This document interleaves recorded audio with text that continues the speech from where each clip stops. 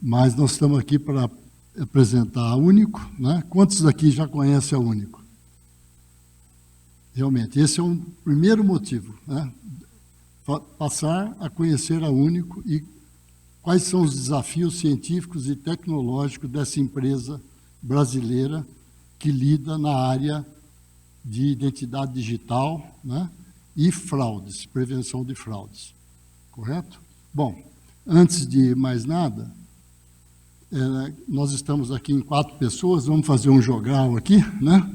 Então, eu sou o professor José Carlos Maldonado, sou professor emérito e professor sênior do ICMC-USP, eu ainda colaboro lá no ICMC da USP São Carlos, né?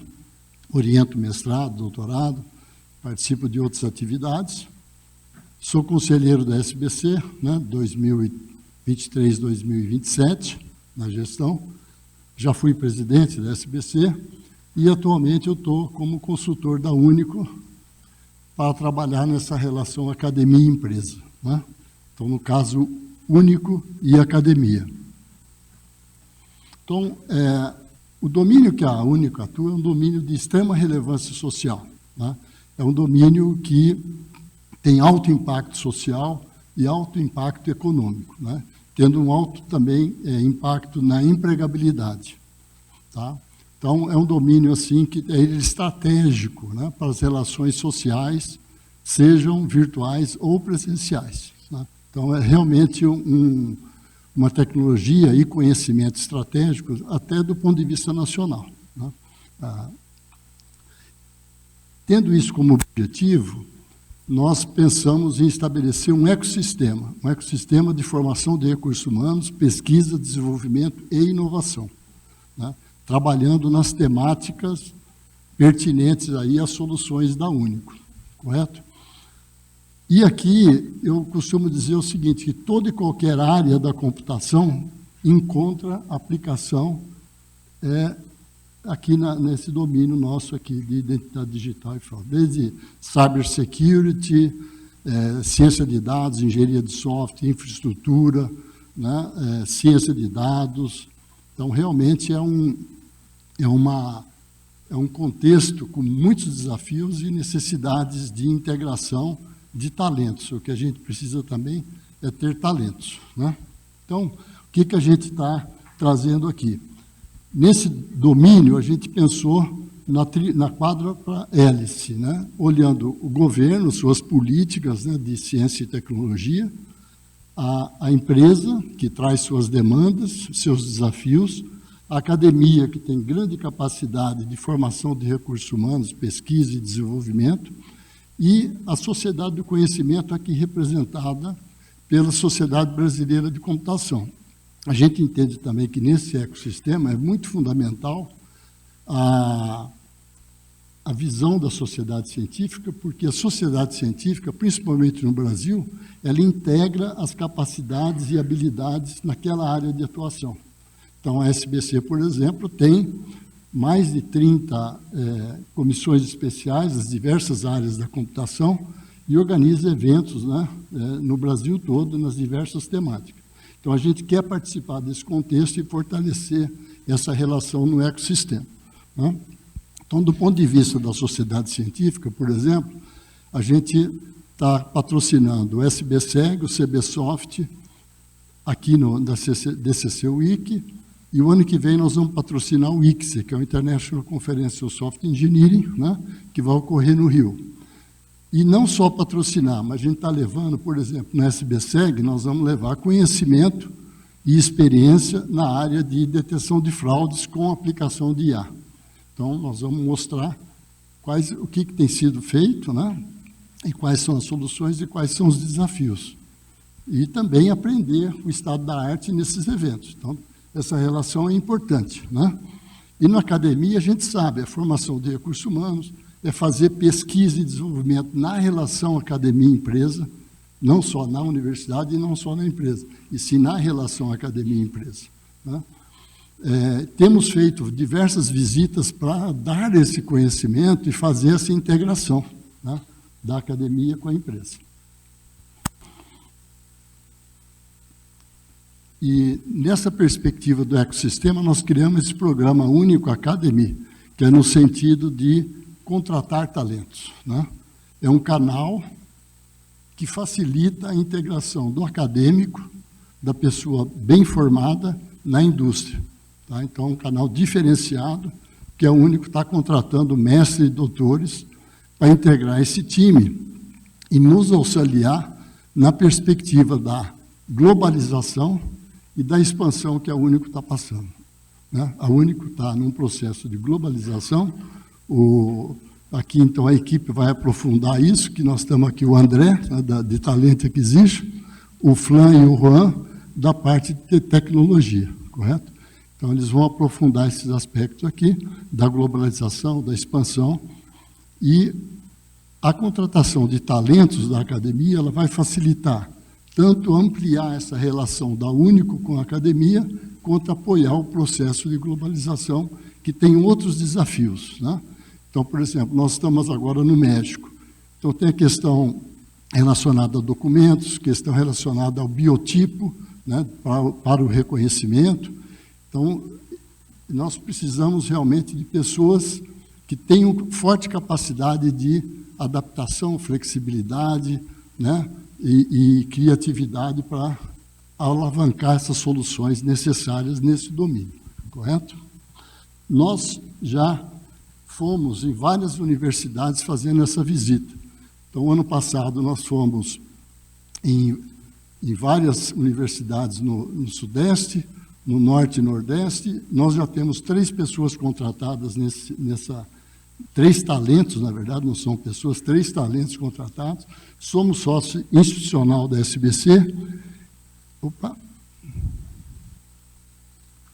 E, nesse ano, então, nós já realizamos também visitas presenciais no Rio Grande do Sul, Paraná, né, visitas online também no Paraná, e agora, nessa semana, ontem nós fomos na PUC de Minas, e aqui hoje estamos para apresentar para vocês. Então, vou chamar o André, né, para apresentar os produtos, e depois o Flan e o Juan vai entrar em mais perspectivas de desenvolvimento. O Flan, inclusive, vai falar mais profundamente de um produto que é o ID Pay, né? Obrigado, Maldonado. Bom dia, pessoal. Prazer, sou André, sou recrutador na Único, né? Já trabalho na Único há mais de 4 anos. É um prazer estar aqui na UFMG. E minha fala aqui consiste em dar um overview geral, né, sobre o que é a Único, né, para que vocês possam conhecer um pouco mais sobre nós. Eu vou tentar passar um vídeo aqui que ilustra um pouco, né, do que é a Único.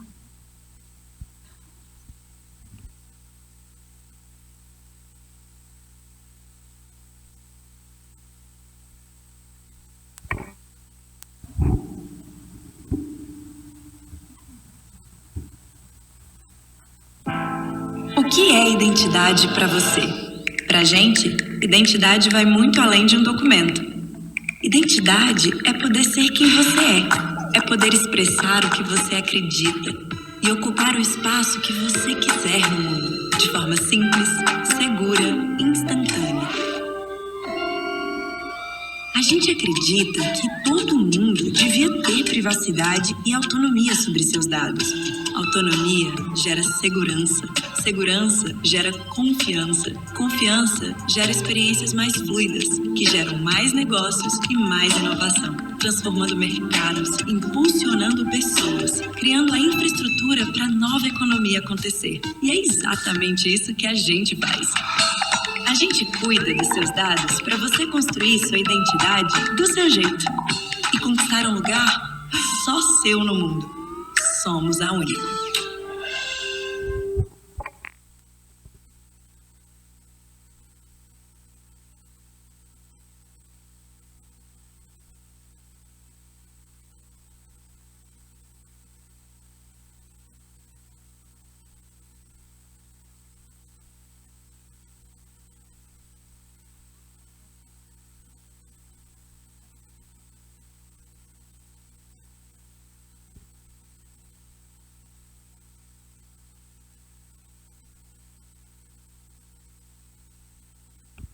Bom, então esse vídeo conta um pouco, né, do que é o nosso pensamento aí a respeito de identidade digital, né?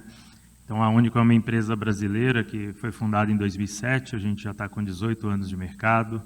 É uma empresa localizada em São Paulo, né, a nossa sede, mas a gente também tem escritório em Londrina e escritório também no México, né, em outras regiões do mundo.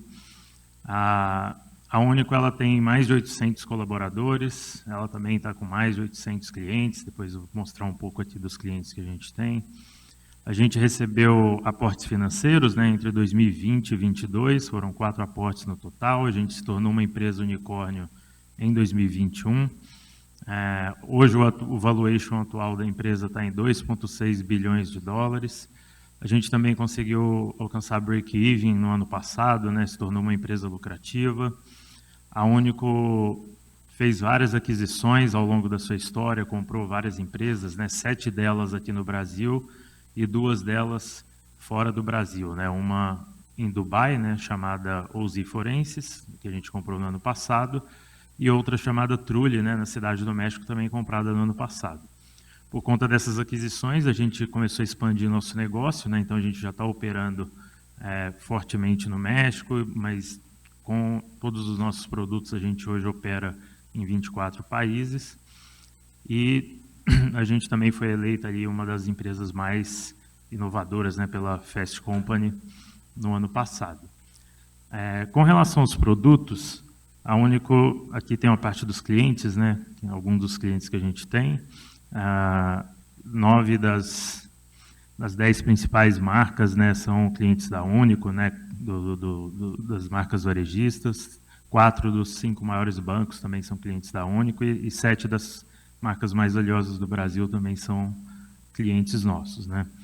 Aqui tem um pouco também dos aportes que a gente recebeu, né, do crescimento do valuation da empresa, e aqui tem os produtos, né, que a gente tem, né. A gente tem 4 produtos, 2 deles são relacionados à identidade digital, né, que é o Único ID Cloud e o Único ID Pay.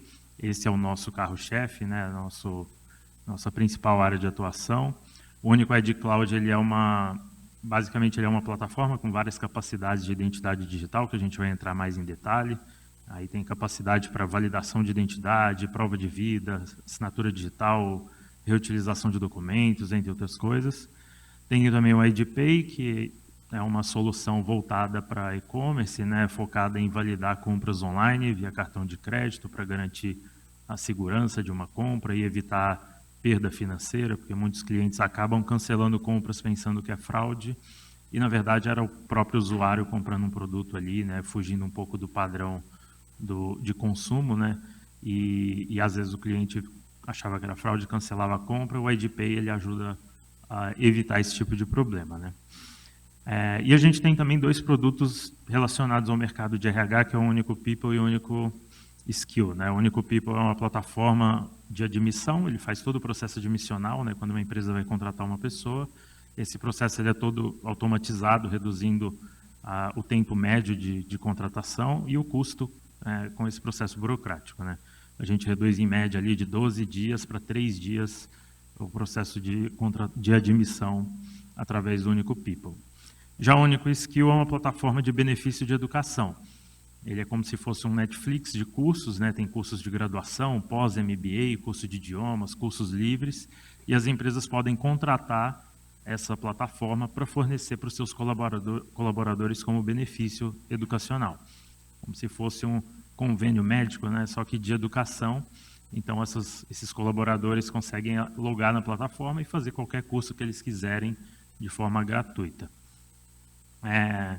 Porém, a Único, como ela está focada no mercado de identidade digital, hoje na apresentação a gente vai focar nos produtos ID, né, ID Cloud e ID Pay.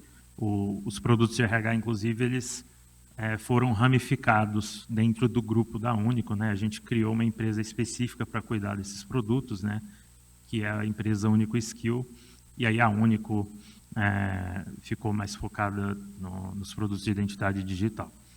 Eu vou chamar o Juan para trazer um pouco mais de detalhes sobre a plataforma do ID Cloud e depois o Flan vai falar um pouquinho mais sobre o ID Pay.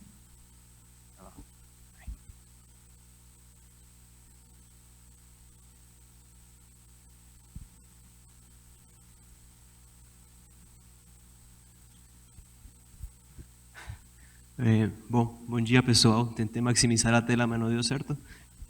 Eu vou apresentar um pouco mais, focar na parte de IG único. Então, falando um pouco sobre mim, eu sou o João, sou engenheiro eletrônico, formado na Colômbia, mas eu fiz mestrado e doutorado aqui na UFMG, na engenharia elétrica, na parte de inteligência computacional e mineração de dados. Já tenho uns 2, 3 anos dentro da Único trabalhando. Bom, aprofundando um pouco mais na parte do produto IG Cloud, a gente separa internamente em 6 capacidades, que seriam 6 microprodutos que tem a empresa. Então, primeiro a parte de verificação de identidade, ela se encarga de conseguir dar uma foto, ou conseguir identificar se a pessoa realmente que ela está logando em um aplicativo ou está entrando em algum site.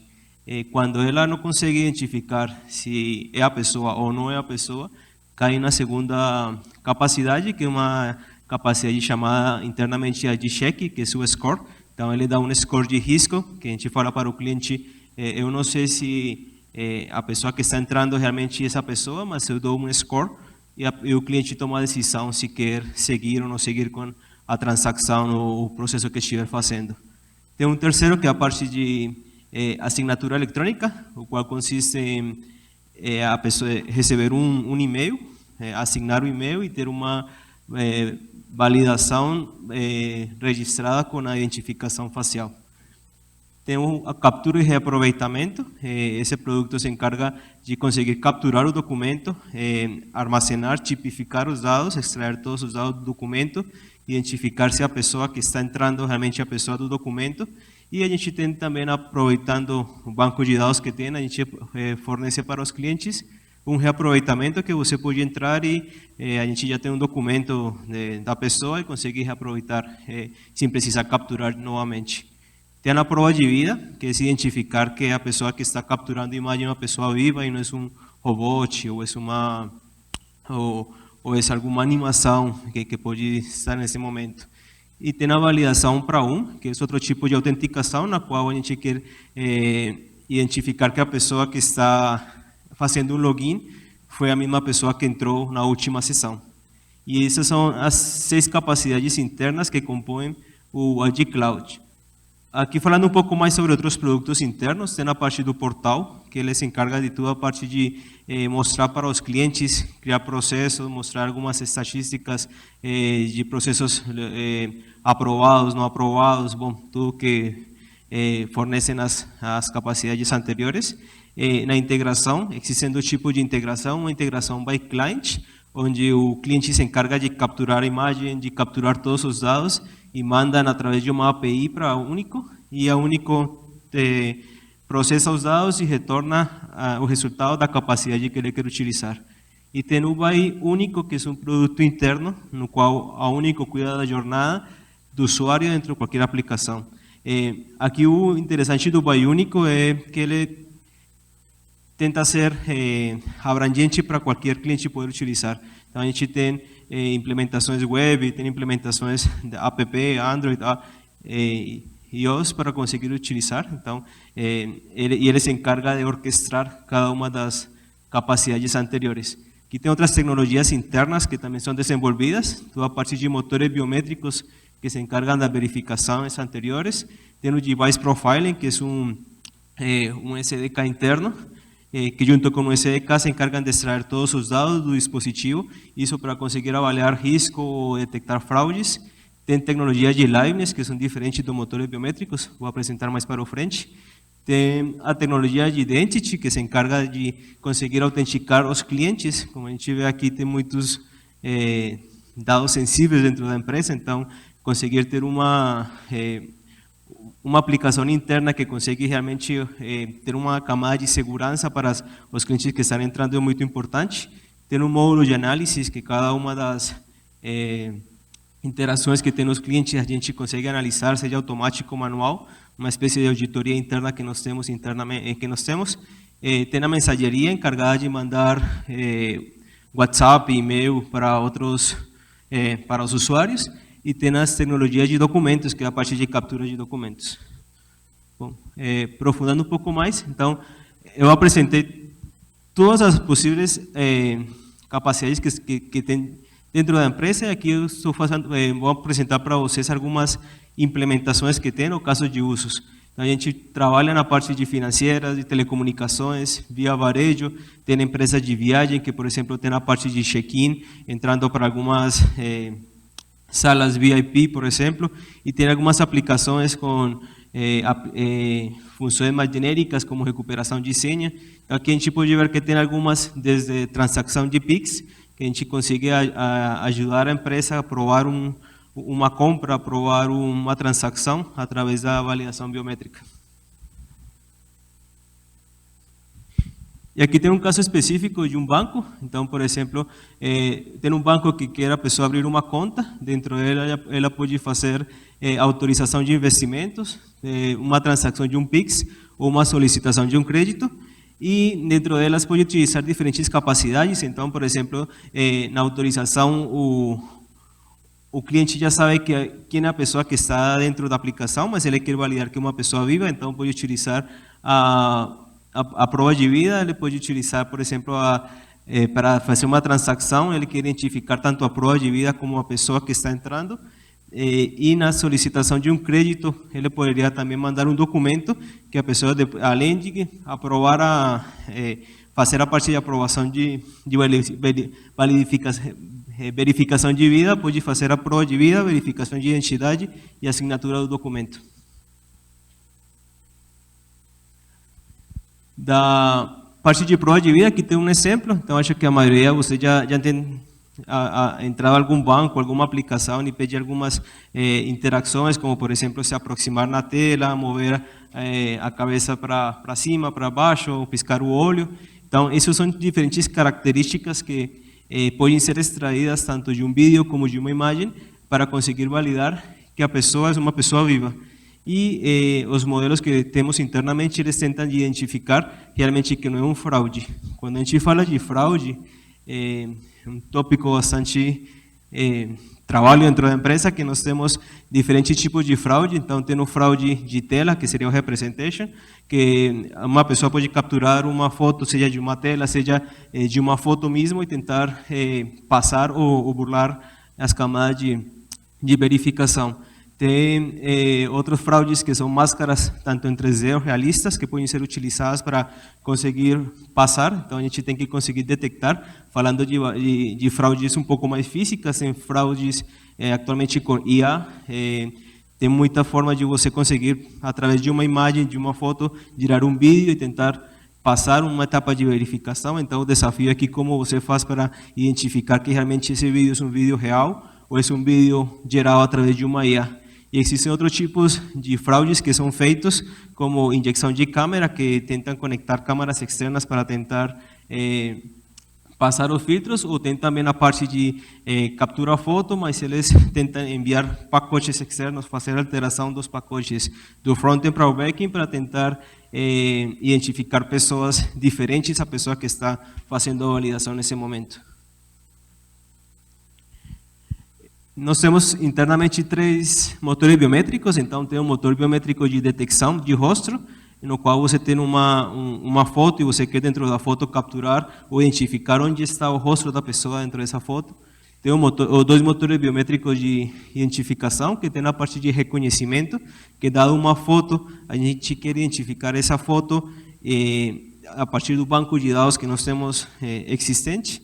E tem o outro que seria a parte de verificação 1 para 1, que a gente recebe uma foto que está entrando, uma foto de referência, e a gente consegue identificar que a pessoa que está entrando nesse momento foi a mesma pessoa que entrou no passado. Aqui tem um exemplo da parte de detecção de rosto. Então, tem uma foto. Nessa foto você pode extrair o rosto da pessoa, e através do rosto da pessoa podem se extrair outro tipo de características, como, por exemplo, idade, gênero, espaço onde está, o tipo de qualidade dentro da imagem, e todos esses dados são extraídos para conseguir alimentar os motores de identificação. Aqui tem a parte de reconhecimento facial, 1 para N. Então, nós temos um conjunto de imagens, para cada uma delas o motor biométrico se encarga de extrair características, e essas características a gente vai armazenando no banco de dados, e são as que são utilizadas para reconhecer uma pessoa. Então, por exemplo, aqui chegou um usuário, a gente consegue, através dos dados que estão entrando, extrair, fazer o descriptor tanto do Face como de device e outras informações e levar para um espaço de busca que, através da classificação, a gente consegue ver que a foto que está entrando nesse momento é da pessoa, do documento que entrou antigamente em outras aplicações ou dentro de outros clientes. Então, dessa forma, se consegue identificar que a pessoa que está entrando nesse momento é a pessoa, por exemplo, do documento, olhando o histórico que nós temos dentro do banco de dados. Aqui tem a verificação 1 para 1, então a diferença do anterior, como eu falei, esse é mais para a parte de login, check-in, onde o cliente já conhece a pessoa, então ele fala, olha, você no passado você me falou que essa pessoa já entrou e ela é ela, agora eu quero saber se essa transação nova realmente continua sendo a mesma pessoa. Aqui tem um exemplo, então imagina que no passado o cliente entrou, mandou uma foto, e ele conseguiu se autenticar, depois chega uma nova transação e ele vai entrar. Então a gente consegue comparar as duas, levar para um espaço de busca e dentro desse espaço, através da limiar de distância que a gente tem, a gente consegue identificar se realmente é a mesma pessoa ou é outra pessoa que está entrando. Quando a gente não consegue identificar que a pessoa fica num limiar duvidoso, o que a gente faz é entregar para os clientes um score de risco, isso é baseado em históricos que tem usuários, e um usuário que já tentou entrar com outros rostros, e uma pessoa que a gente já internamente consegue identificar que pode ser um fraudador ou não, então a gente consegue retornar para o cliente um score de risco dentro dessa transação. Isso é mais utilizado quando a gente não consegue realmente identificar a pessoa. Aqui tem a capacidade de assinatura eletrônica, então aqui tem uma animação, dá para perceber que uma pessoa está entrando, fez a captura da imagem e ela é direcionada para um PDF, onde a pessoa tem que ler todo o PDF e assinar. Então aqui tem 3 documentos, a pessoa vai, lê o documento e no final, quando ela aceita, tem que assinar e essa assinatura gera uma assinatura documento eletrônica e tem como base a parte de verificação biométrica. Isso é muito utilizado por financeiras, por exemplo, para fazer empréstimos. E tem a parte de documentos, que é a última capacidade que eu vou apresentar, que eles se encargam da parte de capturar. Então, por exemplo, aqui está capturando a foto de um CNH. Então, a pessoa consegue capturar a foto, manda para o Único, junto com a imagem da pessoa que se está autenticando, e nós conseguimos retornamos para o cliente que a pessoa que está entrando realmente é a pessoa do documento, os dados que estão dentro do documento, como por exemplo o CPF, RNG, outros dados que estão escritos dentro do documento, e esse é o último serviço que tem. E aqui uns Big Data, então esses são dados do ano passado, dentro do banco de dados, a gente acho que atualmente já está mais de 2 bilhões de rostos, mas o ano passado tínhamos 1 bilhão de rostos armazenados.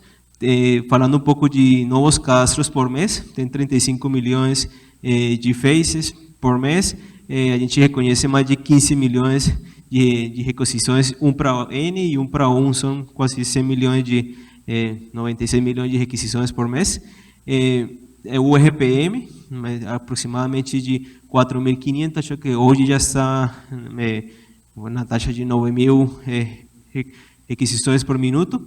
E falando que tudo que eu falei anteriormente tem que estar em baixa frequência, dado que são jornadas que o cliente está presente e ele precisa ter aprovação nesse momento, a gente não pode trabalhar de forma síncrona.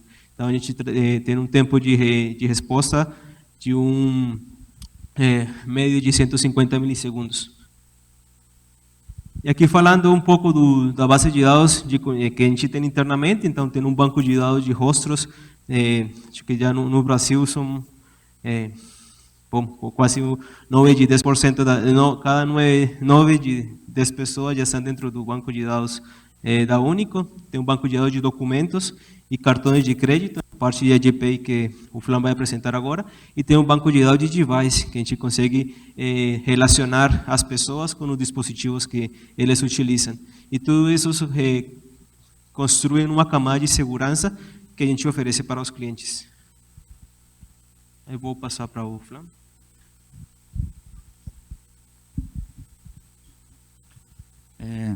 Bom dia, pessoal. Então, todo mundo me chama de Flan, mas meu nome de verdade é Davi, minha mãe me chama de Davi, então esse é o jeito, né, assim, que o pessoal me chama. Eu sou CRI aqui também, né, da UFMG. Eu formei aqui uns bons tempos atrás, não vou falar exatamente quando, mas eu fiz mestrado também aqui na UFMG em processamento digital de imagem. Então, é curioso porque na época que eu fiz, eu também fiz um sistema de indexação facial. E eu nunca imaginei que eu ia trabalhar numa empresa que faz isso também. Então, acho que é super bom assim, né, aproveitar a formação que a gente tem aqui, que é de excelente qualidade, e a gente consegue realmente gerar impacto em empresas do tamanho da Único, né, e globalmente. Então, esse é um pouco, né, assim, do meu perfil aí. Quem quiser me adicionar também no LinkedIn tem aqui o QR Code. Eu já vendi uma startup também, então eu gosto dessa parte também, né, de empreendedorismo. Eu fiz um curso em Stanford também e tenho trabalhado nos últimos anos em alguns unicórnios brasileiros. Eu vou apresentar aqui o Pay, né? A gente chama aqui, né, ID Pay, mas a gente gosta sempre de falar só Pay. Basicamente, assim, todo produto a gente começa pensando em qual é a dor que ele resolve, né? Assim, qual dor que a gente quer resolver. E aí, na Único, a gente fez uma pesquisa nesse mercado, né, de transações de cartão de crédito. E a gente perguntou para as pessoas, né, quantas pessoas usam cartão de crédito, quantas pessoas já tiveram um problema, né, também em transações de cartão de crédito. E os números, né, que a gente chegou são 78% das pessoas basicamente usam, né, transações de cartão de crédito online, fazem compras em e-commerce.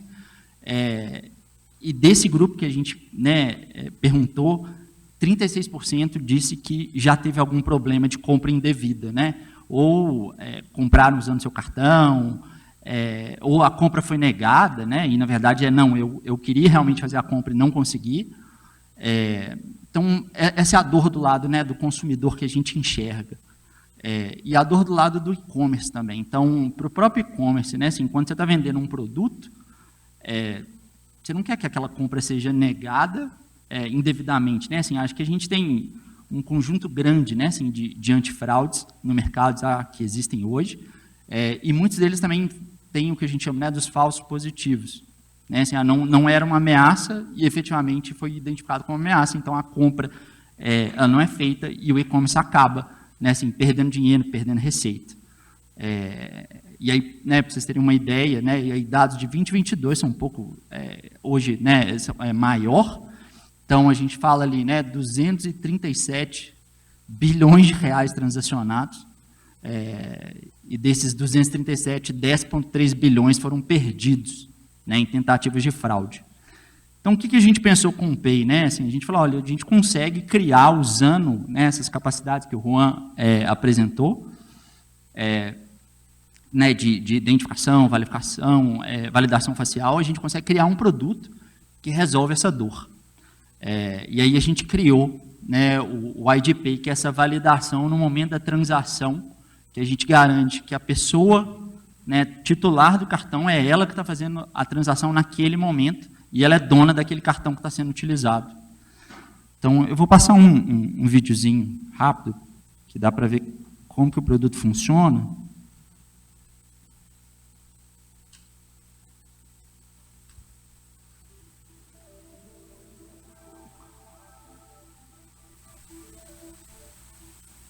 Ele é autoexplicativo, então não vou narrar não, tá, pessoal?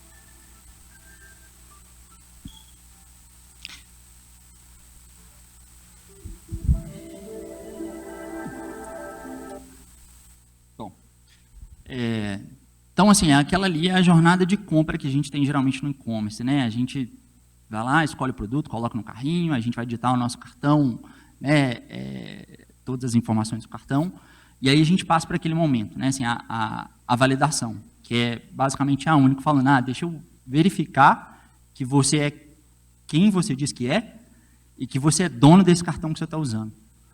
Então, como é que isso funciona, né? Assim, quais as capacidades que a gente orquestra, vamos dizer, atrás daquela tela? Basicamente, a gente usa a prova de vida. Então, eu preciso garantir que a pessoa está ao vivo, né? Assim, não é uma foto de foto, não é alguém tentando, né, enfim, fraudar. Eu faço essa verificação de identidade, então, eu sei qual é o CPF que está fazendo a compra e eu verifico que a pessoa que está naquele momento é ela mesma. E a gente agrega com mais duas capacidades que a gente tem específicas aqui, né, do IDPay, que são a titularidade de cartão. Então, eu conecto nos bancos para efetivamente saber se aquele CPF é dono daquele cartão. E também a gente tem um sistema para identificar o que é um perfil de um fraudador. E é curioso, assim, antes de entrar na Único, eu nunca tinha ouvido falar no termo autofraude. Não sei se vocês conhecem também, mas isso acontece quando alguém, por exemplo, vai, sei lá, no site da Fast Shop, compra um iPhone, né, passa por um processo até de validação desse jeito, e depois de receber o produto, ela liga para o banco e fala assim, não fui eu que comprei. E aí o que a gente faz? Né? Assim, o que o PEI ele tem também? Ele tem um conjunto de evidências, né, o que a gente chama aqui de conjunto probatório. Então, eu vou mostrar daqui a um slide, 2 slides, o que é esse conjunto probatório, mas basicamente um documento que eu consigo provar que foi aquela pessoa que fez.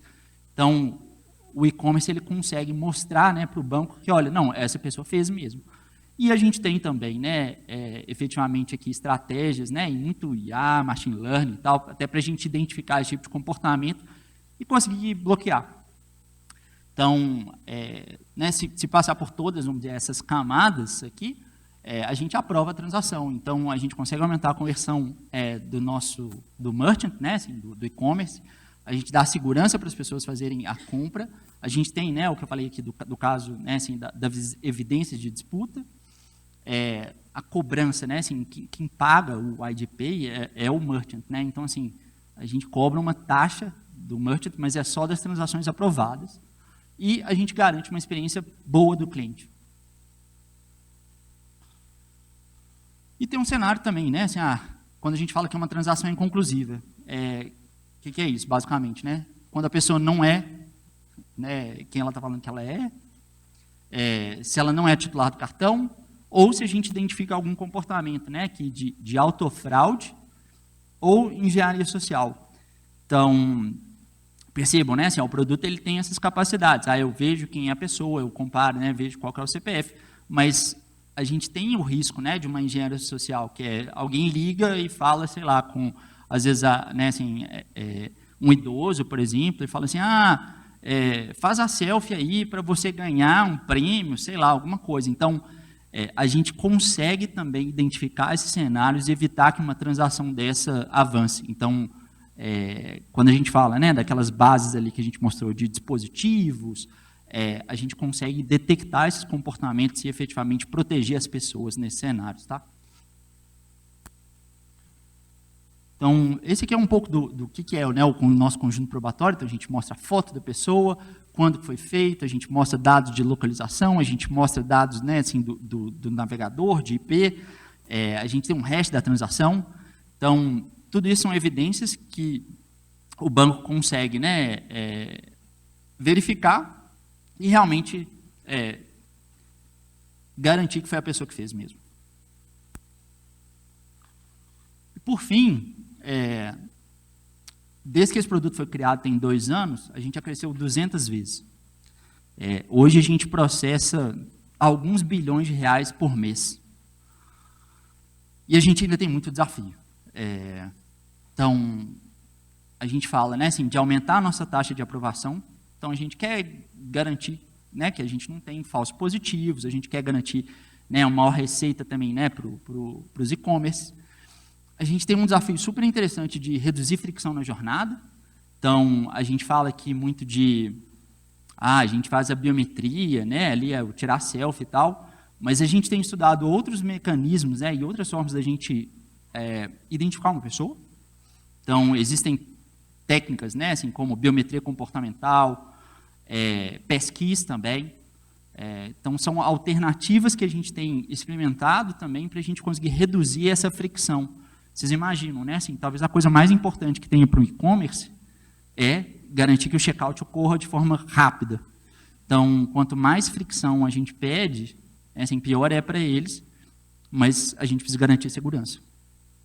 Então, tem também essa parte de otimizar a detecção de autofraude em área social, escalabilidade, vocês devem imaginar a quantidade, né, o volume, né, assim, de transações que a gente recebe, e o Maldonado até comentou, né, assim, a única uma empresa que a gente tem esse olhar global. Então, esse é o outro grande desafio assim, que a gente tem também, né, levar essa solução para o mundo inteiro. Então, esse acho que é o PEI. Eu vou passar agora para o André, ele vai falar um pouco de como que é a carreira na Único. E obrigado. Bom, valeu, Flan. Para finalizar, pessoal, eu quero apresentar um pouco sobre a oportunidade do Academy, né, e também falar sobre a carreira na Único. E só recapitulando, né, a gente falou um pouco da importância, né, da relação da academia com a indústria, falamos um pouco sobre o nosso programa do Único Academy e também falamos um pouco sobre o que é a Único, nossos produtos e tudo mais, né. A carreira na Único é uma carreira em Y, né, então a gente tem ali em vermelho a carreira de especialista, né, que são as pessoas contribuidoras individuais, então tem vários níveis, né, para a pessoa poder crescer, e do outro lado a gente tem ali em azul a carreira de manager, né, a pessoa que quer seguir uma carreira de gestão, né, então tem também esse tipo de carreira. O teto de crescimento é o mesmo, né, para ambas as carreiras, isso é importante dizer, porque muitas empresas às vezes a pessoa cresce até certo nível, né, na carreira de especialista e para continuar crescendo ela acaba tendo que migrar para a carreira de gestão e nem sempre a pessoa quer fazer esse movimento, né, às vezes nem sempre ela tem essa vocação, então é interessante ter espaço para crescer na carreira de especialista, né, como é nesse caso aqui do nosso modelo de carreira. A oportunidade do Academy, ela é correspondente ali ao nível 5, né, então a pessoa entraria mais ou menos nesse nível aqui, né, que não é um nível iniciante, mas também não é um dos níveis mais altos, né. Essa oportunidade ela é direcionada para um público que já está mais avançado, digamos assim, na carreira acadêmica, né, pessoas que estão em final de mestrado, né, ou de doutorado. A gente teve recentemente um programa de estágio com algumas oportunidades, né, para pessoas que estão na graduação, mas no momento a gente não tem essas oportunidades e no Academy ele foi mais direcionado para esses perfis de pós-graduação, né? E por que quem está no final do mestrado e doutorado é para não causar nenhum tipo de evasão, né, na universidade, porque a gente sabe que é muito difícil conciliar as duas coisas e a pessoa que já está mais no final do mestrado ou do doutorado tem um menor risco, né, de desistir, né, por conta do trabalho.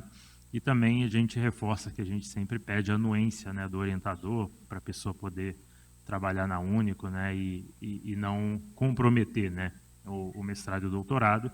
E a contratação e a manutenção dessa contratação na Único, ela está condicionada à conclusão do mestrado e do doutorado, né. Então, se a pessoa desistir, a gente finaliza ali o contrato, né. Então, realmente é uma parceria onde a gente não quer gerar nenhum tipo de problema para as universidades.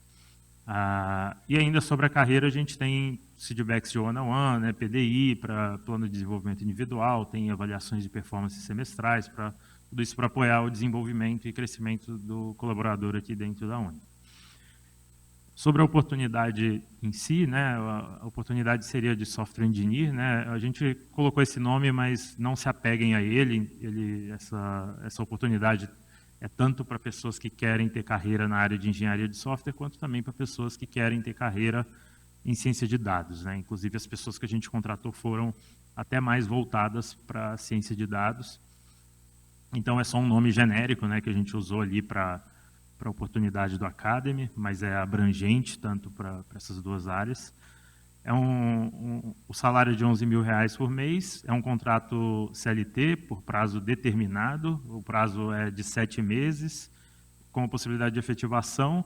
Esses 7 meses é para avaliar, né, se a pessoa conseguiu fazer bem essa transição para a indústria, né? Então é uma oportunidade que não requer nenhum tipo de experiência na indústria, a gente está buscando realmente pessoas com esse background forte da academia.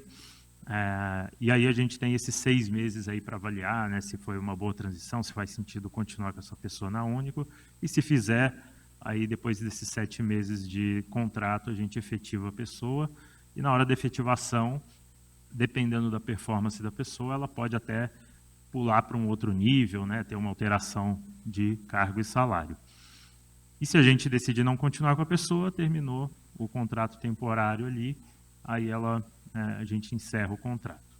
E tem também bastante benefícios, né? Eu não vou entrar em detalhes, né? Dá para, depois no link da vaga, dá para ver todos os benefícios, mas tem bastante coisa, né? Tem cartões, né, para alimentação, refeição, mobilidade, etc. Reembolso para auxílio home office, então a oportunidade é home office, né? Embora a gente tenha escritórios em São Paulo e Londrina, não precisa se deslocar, né? Vai para o escritório só quem quer. Tem, enfim, N benefícios.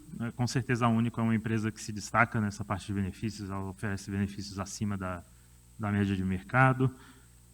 Aqui também tem uma outra página com outros detalhes aí dos benefícios. Aqui é o processo, né, as etapas que a gente tem. Basicamente, são 3 etapas, né, uma entrevista com a área de recrutamento, uma entrevista histórico/técnica, que é para aprofundar no histórico acadêmico da pessoa, e também tem um desafio técnico de algoritmo. Aí depois tem uma etapa cultural, para ver alinhamento cultural entre o candidato e a cultura da Único, e depois a gente faz um comitê internamente para avaliar os feedbacks daquele candidato ou candidata para tomar uma decisão, né, se deve contratar ou não a pessoa. Aí tem a oferta, né, e depois tem o onboarding, tem toda a parte ali de mentoria, adaptação, tem o acompanhamento de performance da pessoa no People Forum, e tem também um comitê final ali para decidir se vai efetivar ou não aquele indivíduo. E, por fim, aqui está o QR Code, né, com o link da oportunidade. Então, quem tiver interesse ou quem conhecer alguém que possa ter interesse, né, que se enquadra no perfil, está o link aí tem alguns detalhes lá. E aí esse link leva para a nossa página de carreiras, para essa oportunidade. De lá a gente consegue triar, né, o perfil da pessoa. A coisa mais importante para nós nessa parte da triagem é exatamente o currículo Lattes, né, que a gente avalia realmente o que a pessoa fez, né, do ponto de vista de produção acadêmica, enfim. Então, é importante colocar, né, o currículo Lattes lá no link para a candidatura. Bom, então é isso que a gente queria apresentar. Se alguém tiver algum complemento, pode falar aqui, e se tiverem dúvidas, a gente também fica à disposição. Obrigado.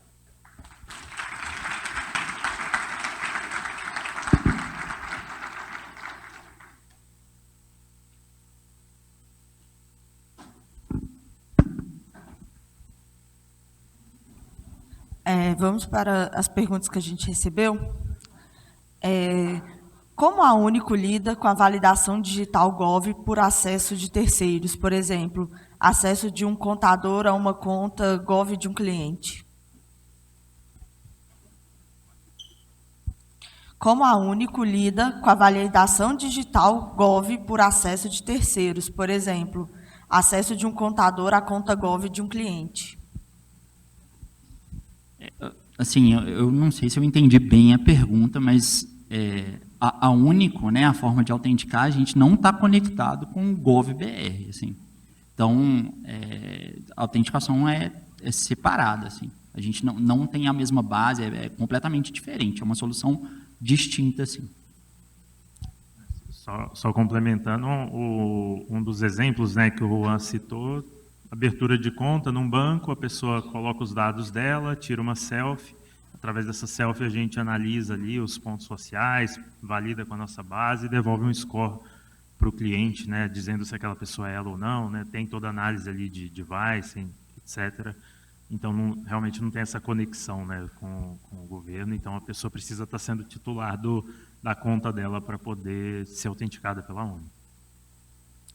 O quanto o uso de acessórios, óculos, chapéu, etc., prejudica os modelos de autenticação facial? Acha que algum dia será possível autenticar com os acessórios? Eu acho que hoje não tem como assegurar que você vai com um chapéu e com os óculos passar a identificação facial. A gente também tem alguns produtos que estão sendo desenvolvidos internamente que tentam fazer a autenticação sem fricção. A ideia é tentar ver o histórico da pessoa, o dispositivo, onde está, mas é outro tipo de autenticação. Mas acho que em autenticação biométrica a gente tem que ter certeza que a pessoa é a pessoa. E entre mais acessórios tem, gera mais dúvida mesmo para o algoritmo. Então, hoje acho que o algoritmo não é capaz de identificar se tem muitos acessórios. E no caso de irmãos gêmeos idênticos, a tecnologia ainda é eficiente nesse caso? Esses são problemas que acontecem e aí entram em alguns casos, aí também tem banco de dados para conseguir identificar, mas é uma complexidade que tem. Como o Pix afetou essa questão de segurança de transações online no Brasil? Vocês planejam / tem algum produto que integre o Pix? Hoje, né, assim, os próprios bancos eles podem usar as capacidades da Único para proteger a transação. Mas olhando, né, assim, o que é o domínio, por exemplo, do IDPay, hoje ele é focado só em cartão de crédito. Pode ser que em algum momento a gente também queira, né, assim, evoluir para essa parte de Pix, principalmente porque estão surgindo outras modalidades de Pix, né, Pix parcelado e tal, e que tem overlap um pouco, né, com esse universo de cartão. Então, pode ser que a gente vá para esse caminho também. Aí tem a primeira, como o Pix afetou... Inclusive, só complementando, tem bancos que eles colocam uma regra de negócio, né, para Pix a partir de determinado valor, pedir uma autenticação ou uma prova de vida para ter certeza que é a pessoa que está realizando aquele Pix, né? Então, é mais ou menos assim. Só que tudo depende muito para que o banco quer usar, para que o cliente quer usar nossa solução, né? Como o Pix afetou essa questão de segurança de transações online no Brasil? O Pix, quando ele foi lançado, eu acho que as pessoas ainda não tinham toda a visibilidade, né, dos riscos que ele criaria também, né? Então, assim, eu acho que o próprio governo, né, assim, quando ele cria esses mecanismos, né, existe um mecanismo especial de devolução e tal, eles vão evoluindo. Então, acho que assim, qualquer solução dessa, né, tanto no mercado financeiro ou em outros domínios também, eu acho que ela tem essas fases, né, assim, de aprendizado, esses rollouts, igual a gente faz rollout também de software em produção, a gente não faz 100% de uma vez, né, a gente vai escalando, justamente para a gente aprender o que está acontecendo. O Pix tem essa mesma característica, né, assim, mas a gente vê que todas as instituições elas vão reagindo para tornar sempre o mecanismo mais seguro. Então, além desse mecanismo especial de devolução, a gente tem, né, o André comentou, eu falei um pouco também, né, assim, os bancos colocam essas validações, né, essas capacidades da Único para proteger as pessoas. A Único possui autenticação de identidade por meio da biometria digital dos dedos nos celulares? Hoje não estamos trabalhando com biometria digital. Como reduzir a incidência de, por exemplo, né, cuidadores de idosos que usam o rosto deles para fazer a validação de empréstimos e pagamento, o que dificulta recorrer depois? Não sei se entendi muito bem a pergunta, mas eu acho que um dos desafios que tem a Único na parte de idosos é toda a parte de engenharia social, que também falou o Davi, o Flam, que na parte de conseguir, é muito fácil um idoso receber um link, tentar abrir, tentando muitas vezes sem ler, entram. Então, acho que é um desafio que está aberto interno e a gente tem que trabalhar. Acho que uma das alternativas que a gente também tem explorado nessa parte é um trabalho de UX também, assim, da própria interface. Então, se a gente colocar ou evidenciar que realmente a pessoa, olha, você está realmente fazendo a compra, você quer comprar, e, né, assim, esse tipo de artifício, né, assim, são mecanismos que a gente também pode usar, né, assim, para dar clareza que aquele comportamento está em andamento. E aí a pessoa pode falar, não quero comprar. Então, esse é um tipo de mecanismo que a gente tem investigado. É óbvio, né? Assim, não é o único, mas a gente consegue trabalhar tanto em interface e com outros tipos de dados para a gente ver a parte de comportamento. Então, quando eu falei também de biometria comportamental, a gente pode juntar, né? Assim, às vezes a pessoa está sendo guiada, às vezes ela digita de uma forma diferente, ela move, sei lá, um mouse de uma forma diferente do que o padrão dela. Então, né, aqui eu estou dando algumas das ideias que a gente tem investigado para tratar o problema. Só complementando a pergunta anterior sobre a digital, né, uma coisa que a gente também sempre vem essa pergunta nos lugares que a gente apresenta, a gente usa a biometria facial porque ela é mais eficiente, né, do que a biometria do dedo, né, ela é mais completa, tem mais complexidade, e também por questões de inclusão, né, porque tem pessoas que não têm digital, tem pessoas que não têm dedo, né, e a face todo mundo tem, né, então acaba sendo mais eficiente para a gente usar do ponto de vista de experiência do usuário também. A gente acabou as perguntas, mais uma salva de palmas para a gente agradecer a Único.